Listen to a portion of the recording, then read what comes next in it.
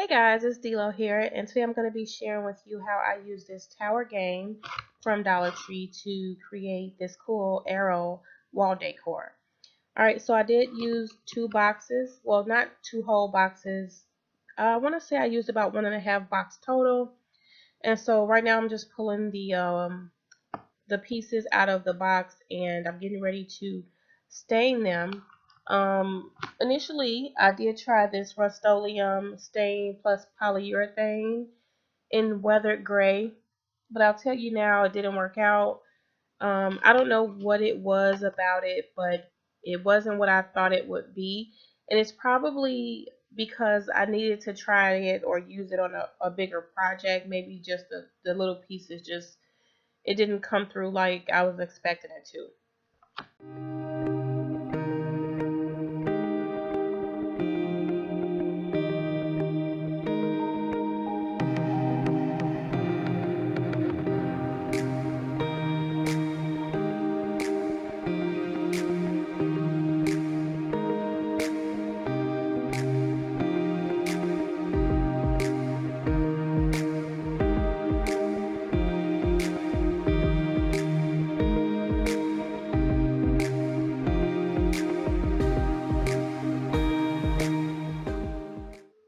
So what I did end up using was the Minwax wood finish in English chestnut. I already had this wood stain on hand from a previous project. It's actually the candlesticks that you see there on the right. So I did use that, and I really did want something lighter, but it's what I had, so I went ahead and went for it. So I actually stained. I really don't remember exactly how many little blocks that I ended up staining, but I used a box and a half, so I think each arrow was about 16 blocks. So you do the math, not me. But yeah, so I did stain all of those and had to, sit a minute for it to dry.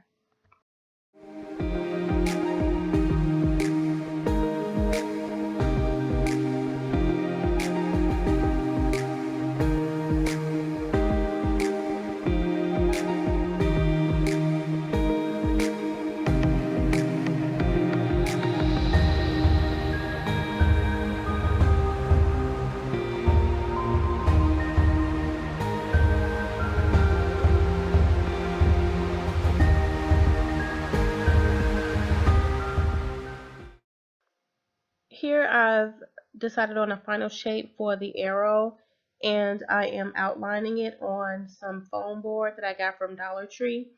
Um, Once I create the outline, then I'll darken it up and I'll show you that. And I did this a total of 3 times because I'm going to have like 3 of these pointed arrows, so to speak. So just creating the outline, and then I'm going to be doing that twice more, and then I'm going to be cutting it out, and then that'll be the backing for the arrows.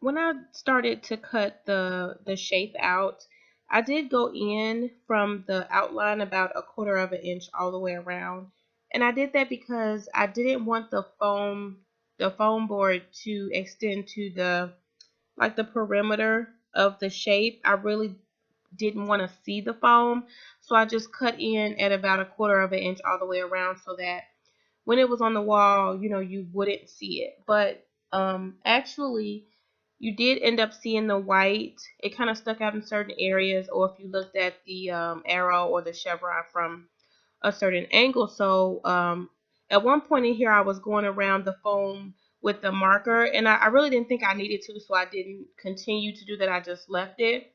But after I completed everything, I noticed that you could still see that white foam. So I went around it with a marker, a brown or black marker will do. and so it'll kind of disguise it and it'll look more like it's floating once it's up on the wall.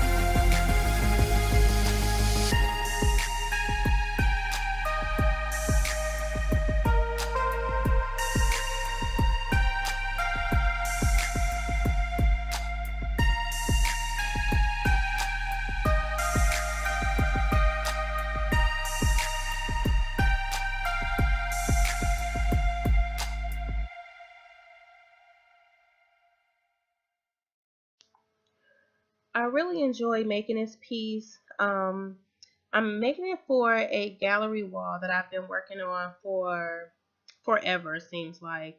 But I went out shopping for like some accent pieces for the gallery wall, and I saw a lot of arrows, and so I wanted, to have an arrow, but the prices were a little bit ridiculous in my opinion. I mean, at most I saw it was about 30 bucks for an arrow, for like a wood arrow or a metal arrow, and they did start around 10 bucks, so anywhere from like $10 to $30 depending on where you were and what was on sale. But I was like, let's see what I can do. And so I saw these little Jenga. They remind me of that Jenga game. In the Dollar Tree, this little game, and so it's wood, and I'm like, oh my God, light bulb, it's wood. I can do whatever I want to do with it. It's actual real wood at Dollar Tree. So that's what kind of got the wheels turning. And so at first I just started playing with the pieces, came up with the pattern I liked, and I was like, yo, I'm finna stain this. I'm finna create an arrow. And so that's kind of how it came to life. Be creative with this, you guys. You don't have to stain it. You can actually paint it, spray paint it, chalk paint it. You don't have to create the same exact pattern. I like this pattern. I think, it works for what I'm doing here. But again, you can do so much more with this. So just, take some inspiration from this. I'm glad to share it. I enjoy doing it so much. Thanks you guys for watching. I am a bit under the weather, trying not to talk too much, but I really appreciate you taking the time to watch. Like, comment, subscribe, you guys. I am excited for what's to come. And I just want to say I really appreciate you guys taking the time, to comment, and those who like and watch the videos. I notice it, and it makes me feel so special. So anyways, you guys, before I even go there, just want to say thanks, and I'll see you in the next one. Bye bye, guys.